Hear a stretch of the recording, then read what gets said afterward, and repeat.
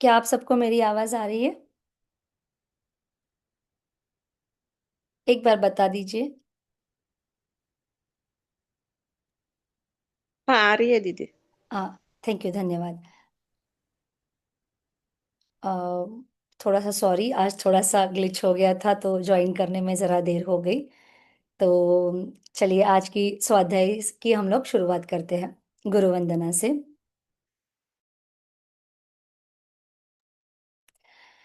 गुरुर्ब्रह्मा गुरुर्विष्णु गुरुर्देवो महेश्वरा, गुरु साक्षात् परब्रह्म, तस्मै श्री गुरवे नमः।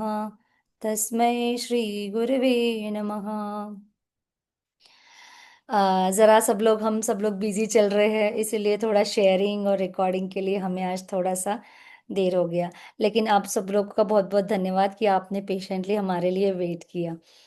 तो चलिए, बहुत ही सुंदर पुस्तक हमने शुरू की है कलात्मक जीवन के बारे में। कल तक के हमने देखा था कि किस तरह से बड़ी बड़ी समस्याएं भी अगर हमारे जीवन में आती है, तब भी उसकी सामना करने की हिम्मत हम लोगों को जुटाकर आगे बढ़ना ही होगा। समस्याओं से रुकना और प्रगति को हमारे वहां पर स्टॉप कर देना, यही यही कोई सॉल्यूशन नहीं है। ठीक है, ये किसी प्रश्न का जवाब नहीं हो सकता। बहुत सारी चीजें और बहुत सारे एग्जाम्पल्स देकर गुरुदेव हमसे ये बात हमको समझाने की कोशिश करते हैं कि हमको जो जरा जरा सी कठिनाइयों से जब हम डर जाते हैं और रुक जाते हैं, तो हमारी भी प्रोग्रेस जो है वो रुक जाती है। ठीक है, तो ऐसा ना करते हुए हम लोगों को निरंतर किस तरह से चलते रहना है, ये हम और हमारा जीवन अच्छे से, बहुत अच्छी तरीके से, अच्छे ढंग से किस तरह से जीना है, ये हम इस पुस्तक से समझने की कोशिश कर रहे हैं। तो आज का जो नया चैप्टर है इस पुस्तक का, वह है धरती पर स्वर्ग प्राप्त कीजिए। तो चलिए पढ़ना शुरू करते हैं। संसार से अलग कहीं कोई स्वर्ग अथवा नरक है, इसकी खोज खबर करने से कहीं अच्छा है कि मनुष्य अपनी इस धरती पर विद्यमान स्वर्ग नरक की खोज करे, पहचाने और उसे पाने अथवा उससे बचने का प्रयत्न करे। तो गुरुदेव चाह रहे हैं कि हम यहाँ वहाँ किसी चीज को, मतलब स्वर्ग को, सब लोग हमेशा स्वर्ग की ही इच्छा करते हैं। सब लोगों को ऐसा लगता है कि हम जब भी मतलब मर जाएंगे उसके बाद हमें स्वर्ग की प्राप्ति ही होनी चाहिए। तो गुरुदेव का कहना यह है कि जब जो चीज़ जब होगी सो होगी, लेकिन क्या हम उस बात की अनुभूति अभी भी कर सकते हैं? तो हाँ, बिल्कुल कर सकते हैं। तो हमें क्या करना चाहिए और किस तरह से हमें स्वर्ग का अनुभव यहाँ हमारे पास अभी हमारे जीवन में हो सकता है, यह सारी चीजें हम इस टॉपिक से आज देखेंगे। अभौतिक स्वर्ग एवं नरक अप्रत्यक्ष है। उन्हें किसने कब देखा अथवा कब पाया, इसका दृष्टिगोचर प्रत्यक्ष प्रमाण इस समय हम साधारण मानवों के पास नहीं है। हाँ, धरती के स्वर्ग नरक हमारे सामने हैं। उनको इन चर्म चक्षुओं से देखा जा सकता है और उनको पाया अथवा उससे बचा भी जा सकता है। तो गुरुदेव बताते हैं अभौतिक स्वर्ग मतलब जिसे हम देख पा रहे हो। भौतिक मतलब वो चीजें जिसे हम अनुभव कर पाते हैं, देख पाते हैं, समझ पाते हैं। तो ऐसा अभौतिक स्वर्ग या नरक अप्रत्यक्ष है, मतलब पॉसिबल नहीं है हम लोगों को अभी देखना। लेकिन और ऐसे स्वर्ग और नरक को अगर किसी ने देखा है या उसका अनुभव किया है, ऐसा भी हमारे पास किसी बात का ठोस प्रमाण नहीं है। लेकिन गुरुदेव ये बताते हैं कि वो तो चीज जो हमको नहीं दिखती, उसके बारे में अगर सोचना छोड़कर हम ये देखें कि धरती पर हमारे आजू बाजू में स्वर्ग और नर्क किस तरह से है, तो अगर उसकी तरफ हम ध्यान दें, और उनसे हम लोग अगर उसे हम पाने की कोशिश करें, तो उस स्वर्ग को या उस नर्क को हम पा सकते हैं या उससे बच भी सकते हैं, मतलब नर्क से बच सकते हैं और स्वर्ग को पा सकते हैं। किस तरह से, यह हमें आगे बताया गया है। स्वर्ग,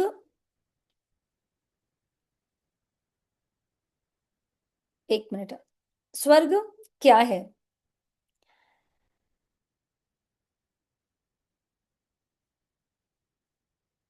स्वर्ग एवं नरक की उभय स्थिति में से कोई भी व्यक्ति स्वर्गीय स्थिति की ही कामना करेगा। ऐसा मूर्ख कौन अभागा होगा जो नरक की यातना चाहेगा। मनुष्य से लेकर कीट पतंग तक जितने भी जीवधारी है, वे सब स्वर्ग अर्थात सुख की स्थिति ही पाने की कोशिश किया करते थे। तो हम सबको भी पता है, अगर हमारे पास दो ऑप्शन रखे जाएं, सुख या दुख, तो आपको पता है हम लोग क्या चूज करने वाले हैं, हम क्या सेलेक्ट करने वाले हैं। वो होगा सुख हमेशा। तो ये हम ही नहीं, मनुष्य ही नहीं, तो कीट पतंगे भी हमेशा चाहते कि वो एक सही स्थिति में रहे, जहां पर वो सुख की अनुभूति हमेशा करते रहे। तो सुख की स्थिति ही पाने की कोशिश किया करते हैं। उनमें से बहुत से पाते भी हैं और अनेक असफल भी रहते हैं। स्वर्ग नरक के प्रति प्राणियों की अनुभूति इतनी तीव्र है कि एक अबोध शिशु तक अपने हास रुदन से यह सूचित कर देता है कि वह उस समय स्वर्ग की स्थिति में है अथवा नरक की यातना में। मतलब जैसे मनुष्य सुख और दुख को समझता है, स्वर्ग और नरक को पाने की इच्छा रखता है, उसी तरह से जीव जंतु भी। और गुरुदेव ये कहते हैं, हमको हमको एग्जाम्पल बताते हैं कि जैसे छोटा सा शिशु है, बिल्कुल जो अभी नया नया मतलब इस दुनिया में आया है, वह भी जब उसको जिस प्रकार की अनुभूति होती है, उसको वो दो तरीके से मतलब को जाहिर करने की कोशिश करता है। अगर वो खुश है तो आपकी तरफ देखकर वो हंस देगा, प्यारी सी स्माइल दे देगा, या उसको किसी चीज़ की ज़रूरत है और किसी बात की पीड़ा उसे हो रही है तो वो रो देगा, है ना। तो इतना सिंपल है ये दोनों चीजों को समझना। अनुभूति की यह तीव्रता और हास्य रुदन के रूप में उसकी अभिव्यक्ति इस बात का प्रमाण है कि मनुष्य ही क्यों, प्राणी मात्र स्वर्ग की ही स्थिति चाहता है, नरक की नहीं। यही उसका चरम लक्ष्य भी है और यही उसका चरम विकास। तो गुरुदेव ये बताना चाह रहे हैं कि इस पृथ्वी पर जन्मा हुआ हर व्यक्ति, हर प्राणी हमेशा सुख की ही आशा करता है।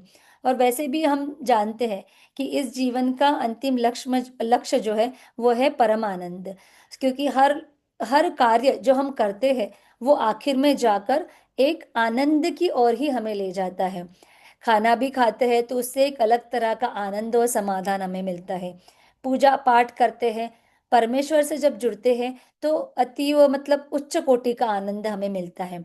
तो इसका मतलब क्या है कि हमेशा हम आनंद के द्वारा स्वर्ग की इच्छा ही करते हैं, हर एक छोटे से छोटे लेकर तो बड़े से बड़े कार्य में भी।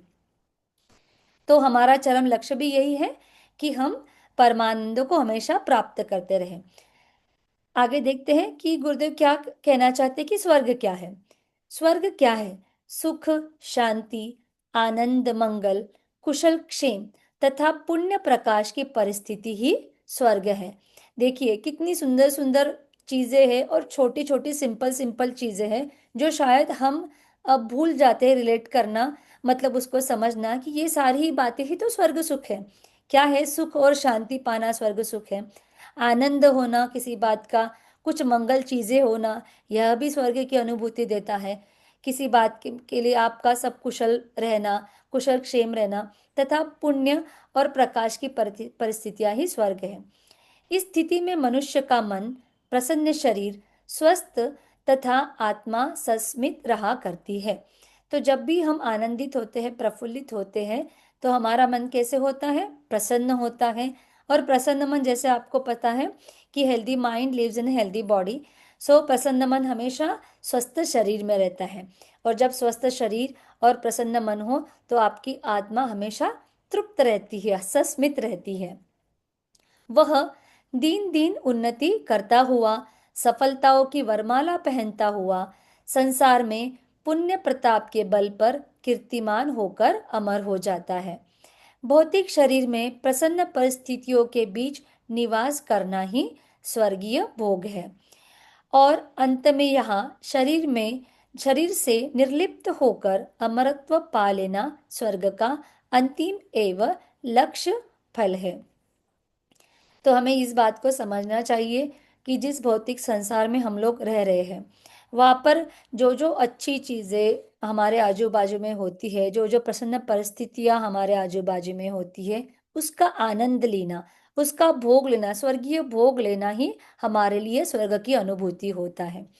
और जब इस स्वर्ग की अनुभूति से थोड़ा ऊपर उठने की हम कोशिश करते हैं कि शरीर से निर्लिप्त होकर अमरत्व पाते हैं। कब? जब हम सारे सुखों को सिर्फ भौतिकता से ना जोड़कर उसे आनंद, परमानंद, आध्यात्मिक आनंद की तरफ जब लेकर जाने की कोशिश करते हैं, तब हम क्या, कौन सी स्थिति में आ जाते हैं?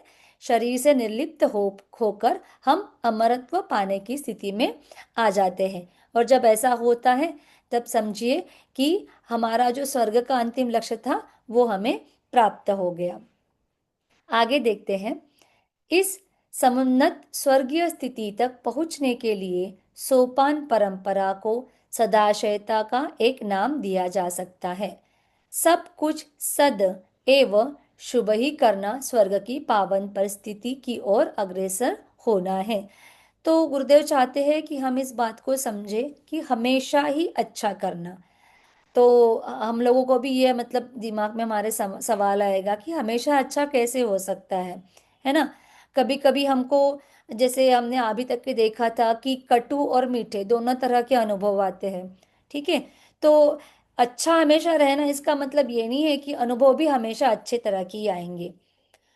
अगर कटु अनुभव भी आता है, तो कोशिश यह करेंगे कि हमारी जो रिएक्शन है, हम जिस तरह से उस परिस्थिति को सामना करते, परिस्थिति का सामना करते हैं, वह हमेशा अच्छा हो। ठीक है? अगर हम कोई अच्छा काम करते हैं, सामने वाला तारीफ करता है, तो हमें अच्छा ही लगेगा। लेकिन जब हमारी गलती हो जाती है और सामने वाला जब हमें दो अपशब्द कहता है, तो गुरुदेव चाहते हैं कि उस वक्त भी हम अपना आपा संतुलन ना खोकर उसे भी अच्छी तरह से समझाने की कोशिश करें। तो जब हम हमारी आजू बाजू की परिस्थिति को अच्छे से रखने की कोशिश करेंगे, तो हमेशा हम अपने आजू बाजू में स्वर्ग की अनुभूति करते रहेंगे। शरीर दष्ट पुष्ट एवं बलिष्ठ है, तो मनुष्य धरती को चीरकर सुख का स्रोत निकाल लेगा। वह आवश्यकतानुसार दिन रात परिश्रम कर सकता है।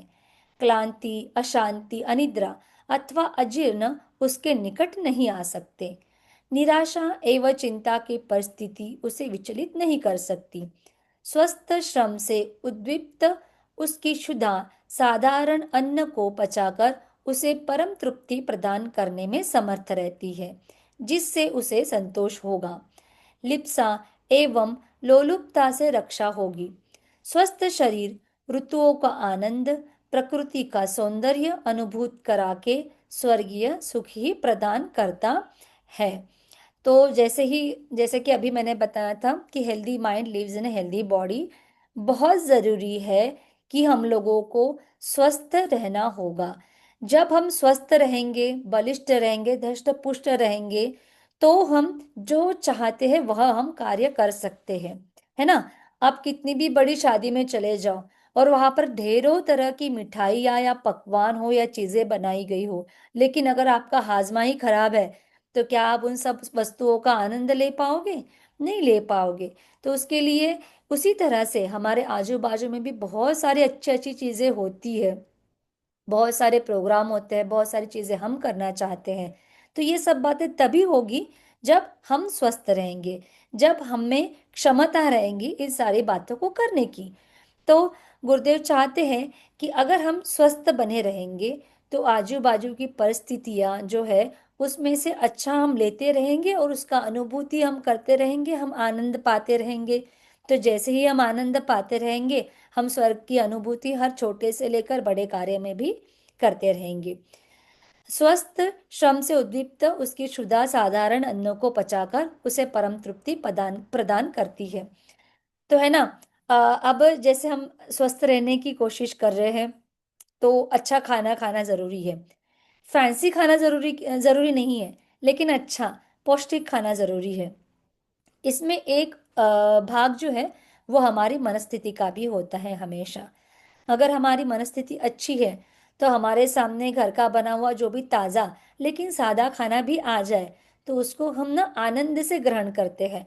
और जब हम आनंद से किसी चीज़ को ग्रहण करते हैं, तो हमारा शरीर क्या करता है, उसे अच्छी तरह से पचाकर हमें हमारे शरीर के लिए एक परम तृप्ति प्रदान करता है।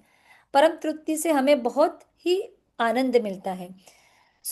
जिससे हमें संतोष की अनुभूति भी होती है और हमारी जो अटपटी सी चीजें हैं, जो बाहर मिलने वाली चीजें हैं, वो खाने की जो लोलुपता है ना, वो भी जरा कम हो जाती है। और हमारा शरीर भी स्वस्थ रहता है। स्वस्थ शरीर ऋतुओं का आनंद, प्रकृति का सौंदर्य अनुभूत करा के स्वर्गीय सुख ही प्रदान करता है। तो अगर स्वस्थ शरीर है तो ही आप क्या कर सकते हैं, जब आपका शरीर स्वस्थ है तब तभी आप क्या कर सकते हो, अलग अलग वस्तुओं का आनंद ले सकते हो। अलग अलग त्योहारों का, अलग अलग ऋतुओं का भी। जैसे सर्दी आती है, वैसे मौसम तो बड़ा ही अच्छा होता है, लेकिन अगर सर्दी खांसी हो जाए तो ब्लैंकेट ओढ़कर आपको सोना पड़ता है। और उस ऋतु का आप जो मनचाहा आनंद आपको लेना है, जो फल सब्जियां बड़ी अच्छी अच्छी उस ऋतु में मिलती है, वो खाने आप नहीं खा पाते है ना, उसका आनंद आप नहीं कर पाते। तो इसलिए आपको क्या करना चाहिए, आपको हमेशा स्वस्थ रहना बहुत जरूरी है। आगे देखते हैं। जलवायु का परिवर्तन उस पर प्रतिकूल प्रभाव नहीं डाल पाता। स्वस्थ मनुष्य सदैव प्रसन्न एवं प्रमुदित रहा करता है। व्यग्रता विवशता उसके पास होकर नहीं गुजरती। तो जो स्वस्थ मनुष्य है वह हमेशा कैसा होता है, प्रसन्न होता है। ये आप लोगों ने भी देखा होगा, है ना। जब हमारी हेल्थ अच्छी होती है तब वो सारे काम हम फटाफट फटाफट कर लेते हैं। और जब थोड़ा से भी मतलब सर्दी जुकाम भी हो गया हो ना, तो काम करने की इच्छा नहीं होती, मुंह को टेस्ट नहीं आता, कुछ खाने की भी इच्छा नहीं होती। तो क्या होता है, ऐसे इसमें हम खुद भी परेशान रहते हैं और हमारे आजू बाजू को लोगों को भी कभी कभी परेशान करके रख देते हैं। और जो परिस्थिति है हमारे आजू बाजू में, अगर वो आनंदपूर्ण है तो उसका भी आनंद हम नहीं ले पाते। व्यग्रता विवशता उसके पास होकर नहीं गुजरती, जो जो व्यक्ति हमेशा स्वस्थ रहता है। मनुष्य की मूल निरोग अवस्था को स्वर्गीय स्थिति के सिवाय और क्या कहा जा सकता है। सो देखिए, सबसे पहली चीज जो हम लोगों को ध्यान में रखनी चाहिए, अगर स्वर्ग की प्राप्ति करनी है, स्वर्ग सा सुख अनुभूति करनी है यहाँ पर रहकर, इस पृथ्वी पर रहकर, तो हमको निरोगी रहना बहुत जरूरी है। निरोगी रहना ये सबसे बड़ा उपहार है जो हमको भगवान ने दिया हुआ है।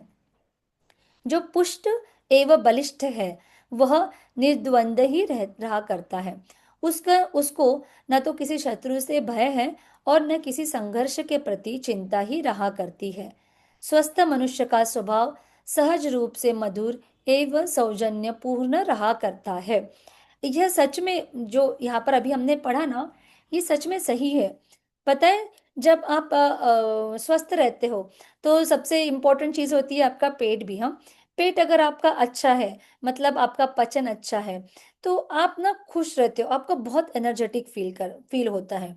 और आपको हर चीज करने में बहुत इंटरेस्ट भी आता है, आनंद की अनुभूति होती है।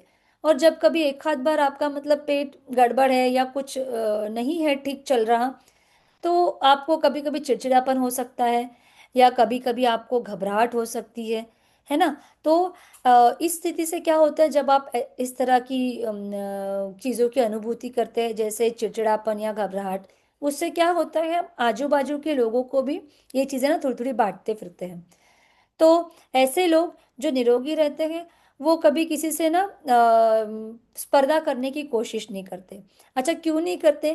क्योंकि उनमें आत्मसंतुष्टि नाम की चीज आ जाती है। खाने के बाद अच्छे से खाया, सादा सिंपल घर का बना हुआ खाया, अच्छे से पच गया, और उससे जो तृप्ति और संतोष मिल गया, उस संतोष से जिस तरह का हम अन्न खाएंगे उसी तरह के हमारे विचार आएंगे। तो संतुष्ट देने वाला अगर अन्न हमने खा लिया तो हमारा मन भी संतुष्ट हो गया। और एक संतुष्ट इंसान कभी भी दूसरों के पास की चीज छीना झपटी, उससे गुस्सा करना, उससे किसी बात को लेकर झगड़ा करना, ऐसी चीजें नहीं करता, किसी से संघर्ष करने की कोशिश भी नहीं करता। तो इसीलिए गुरुदेव यहाँ पर बता रहे हैं कि स्वस्थ मनुष्य का स्वभाव सहज रूप से मधुर एवं सौजन्यपूर्ण पूर्ण रहा करता है। अक्रोध के कारण वह बहुधा अजात शत्रु ही रहता है। तथापि यदि कोई अकारण द्वेषी दुष्ट उसे बैर बांधता भी है तो वह उससे हर प्रकार से निपट लेने की क्षमता रखता है। उसे शंका अथवा भय नहीं रहता। अपने स्वस्थ एवं सशक्त शरीर के भरोसे वह सदा निर्भय रहता है। अभयता स्वर्ग की एक उत्कृष्ट अनुभूति है। स्वस्थ व्यक्ति जिसका सहज अधिकारी होता है। तो क्या होता है, मैंने कहा कि संतुष्टि जो हमको मिलती है स्वस्थ जीवन से, स्वस्थ शरीर से, वह संतुष्टि से हमें क्रोध भी नहीं आता। हम अक्रोधी हो जाते, हम किसी के साथ किसी का द्वेष नहीं करते, किसी के साथ क्रोध नहीं करते। तो जब ऐसा व्यक्ति जो किसी से क्रोध नहीं करता, किसी के साथ द्वेष नहीं करता, उसका कोई शत्रु भी नहीं होता, वह हमेशा अजात शत्रु ही बना रहता है। तभी भी गुरुदेव क्या कहते हैं, तथापि अगर फिर भी कोई मतलब खुद से अगर उसने लड़ने की या भिड़ने की कोशिश भी करता है ना, तो उससे निपटने की क्षमता भी उस व्यक्ति में होती है, लेकिन वह खुद जाकर किसी को तकलीफ देने की बात मन में नहीं ला सकता। अभयता स्वर्ग की एक उत्कृष्ट अनुभूति है। और पता है, यहाँ पर सिंपल लाइन है, बहुत ही सुंदर लाइन है, बताया हुआ है कि अभयता स्वर्ग की एक उत्कृष्ट अनुभूति है। जब कोई ऐसा क्यों कहा हुआ है यहाँ पर गुरुदेव ने, कि आपने देखा होगा जब किसी की व्यक्ति के साथ हमारा कोई पर्सनल मतलब बैर नहीं होता, फिर भी वो आकर हमसे भिड़ने की कोशिश करता है, तो आप जान लीजिए कि उस व्यक्ति में हो सकता है, यह भी एक कारण हो सकता है, मैं नहीं कहूंगी 100% यही कारण हो, लेकिन यह भी एक कारण हो सकता है कि उस व्यक्ति में किसी न किसी तरह की कमी है। वह कमी है जो शायद वो आप में देखता है कि वह चीज आप में भर भर के भरी हुई है। वो चीज स्वाभिमान हो सकती है, वो चीज संतुष्टि हो सकती है, वो चीज आपका कॉन्फिडेंस हो सकता है। अगर वह देखता है कि यह सब चीज आप में भर भर कर है लेकिन उसमें नहीं है, तो वो ना असंतुष्ट व्यक्ति इस समय क्या करता है, आपसे आकर कभी कभी ना मतलब भिड़ने की कोशिश करता है कि नहीं, तुम जो कह रहे हो ना ये गलत है, मैं जो कह रहा हूँ ये सही है, जबकि वह जानता है कि आपके बात में दम है और आप बिल्कुल शांत स्वभाव के हो, सच्चे मन से सारी बातों को कह रहे हो।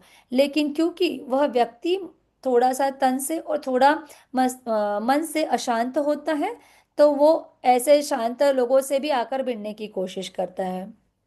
लेकिन निर्भयता जो जो हमें स्वास्थ्य जब हमारे पास होता है, तो निर्भयता हमें यह सिखाती है कि हमें किसी से उलझना नहीं चाहिए। एक मिनट।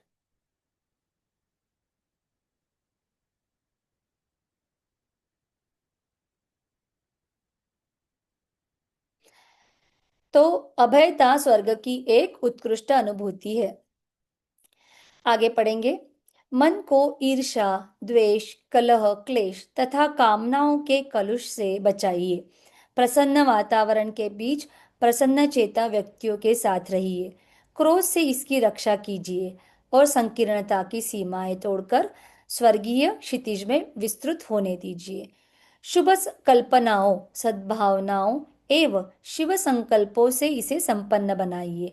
आपका मानस आपके लिए प्रत्यक्ष स्वर्ग ही बन जाएगा। पुण्य प्रयत्नों से प्रसन्न किया हुआ कुंठा रहित मन स्वर्ग ही क्या, बैकुंठ धाम की परिस्थिति भी उत्पन्न कर देता है। तो स्वर्ग सुख जो है वो गुरुदेव चाहते हैं कि हम लोग यही हमारे आजू बाजू यही इसी परिस्थिति में हम अनुभूति उसकी करें। कैसे करें, किस बात से करें, हमारे मन को साफ बनाए। कैसे, क्या क्या निकालना है हमको हमारे मन से, ईर्ष्या निकालनी है, द्वेष निकालना है, कलह निकालना है, क्लेश निकालना है, और जो कामना या वासनाएं हैं ज्यादा की, उसके कलुष से बचना है। प्रसन्न वातावरण में रहना है, ऐसे लोगों के आजू बाजू में रहना है, बीच में रहना है जो खुद भी प्रसन्न रहते हो और दूसरों को भी प्रसन्न करने की चेष्टा करते रहते हो। क्रोध से हमारे मन को बचना चाहिए, बचाना चाहिए। और संकीर्णता की सीमाएं तोड़कर स्वर्गीय क्षितिज में विस्तृत होने दीजिए। संकीर्णता है मतलब कि जो चीज़ हमने एक बार ठान ली है उसी तरीके से करेंगे और इस चीज़ को करने की और कोई तरीका हो ही नहीं सकता, ऐसा हमेशा हमें नहीं सोचना चाहिए। जबकि हमें हमारी विचार शक्ति, जो विचारधारणा जो है, उसे विस्तृत करना चाहिए। विस्तृत करने से क्या होगा, हम बाकी के लोगों की भी ओपिनियन जो है, उनकी जो बात है वो समझने की कोशिश करेंगे और सब मिलकर काम करने की कोशिश करेंगे। और जब हम ऐसा करेंगे तब क्या होगा, हमारी जो कल्पना है वो अच्छी होती जाएंगी, हम में सद्भावनाएं क्रिएट होती जाएंगी, और उससे हम खुद भी संपन्न होंगे और अपने आजू बाजू को लोगों को भी संपन्न बनाएंगे। और इससे क्या होगा, आपका मानस आपके लिए प्रत्यक्ष स्वर्ग ही बन जाएगा। और जब इस तरह से हम काम करना शुरू करेंगे, हर किसी को आनंदी रखने के लिए कोशिश करना शुरू करेंगे, खुद आनंदी रहने की कोशिश करना शुरू करेंगे, तो गुरुदेव कहते हैं कि प्रत्यक्ष स्वर्ग ही आप अपने आजू बाजू में बना लोगे। पुण्य प्रयत्नों से प्रसन्न किया हुआ कुंठा रहित मन स्वर्ग ही क्या, वैकुंठ धाम की भी परिस्थिति उत्पन्न कर देता है। तो हमें प्रयत्न करने हैं। किस तरह के प्रयत्न करने हैं? पुण्य प्रयत्न करने हैं, ऐसे प्रयत्न जो निस्वार्थ भावना से जुड़े हुए हो। और किसके लिए हो ये प्रयत्न? ये प्रयत्न हो समाज के लिए, हमारे आजू बाजू के लोगों के लिए, किसी भी कुंठा को मन में ना रखते हुए, दूसरों के लिए, दूसरों के सुख के लिए जब हम जीना शुरू करते हैं, तब हम अपने लिए और अपने आजू बाजू के लिए स्वर्ग जैसी अनुभूति तैयार करते हैं। यह गुरुदेव हमें बताने की कोशिश कर रहे हैं। और जब ऐसी तरह की अनुभूति हम बनाएंगे, अपने आजू बाजू में स्वर्ग बनाएंगे, तो स्वर्ग मतलब बन जाएगा। हम लोगों को, हमारा एक प्रज्ञा गीत भी है जो आप लोगों को पता होगा, मनुष्य देवता बने, बने यह धरती स्वर्ग समान, यही संकल्प हमारा, यही संकल्प हमारा। सो गुरुदेव ने ये बात उस प्रज्ञा गीत में भी मतलब हमने देखी है गुरुदेव की, कि मनुष्य को देवता बनना होगा। तो देवताओं के गुण व्यक्ति में आने चाहिए, और देवता का गुण होता है देना, ना कि किसी से लेना। तो यह गुण जब हम लोगों में आ जाएगा, मनुष्य देवता बन जाएगा, तो स्वर्ग अपने आप अपने आजू बाजू में बन जाएगा, है ना। तो देखा, आज के स्वाध्याय में हमने देखा कि किस तरह से कलात्मक जीवन तो जीना है, तो जीने का एक भाग यह भी है कि हमारे आजू बाजू में हम स्वर्ग की अनुभूति वाला वातावरण तैयार करें। किस तरह से करें? इसके लिए छोटी छोटी चीजें जो हमने हमने आज के स्वाध्याय में देखी है। एक बार हम शांति पाठ कर लेते हैं, उसके बाद हम, हमारे पास 5 मिनट बचे हैं, तो उसमें हम कुछ डिस्कशन या किसी बात को अगर फिर से हमें एक्सप्लेन करना वगैरह, तो वो हम देख सकते हैं। ठीक है। तो अभी हम सब लोग 1 मिनट के लिए शांत होकर शांति पाठ करेंगे, आंखें बंद करके। ॐ द्यो शान्ति अन्तरिक्षगुं शान्तिः, पृथिवी शान्तिरापः शान्तिरुषधयः शान्तिः, वनस्पतयः शान्तिर्विश्वे देवाः शान्ति ब्रह्म शान्तिः, सर्वगुं शान्तिः, शान्तिरेव शान्तिः, सामा शान्तिरेधि। ॐ शान्तिः शान्तिः शांति, सर्वारिष्टसु शांतिर्भवतु। आप सबका बहुत बहुत धन्यवाद आज के स्वाध्याय से जुड़ने के लिए।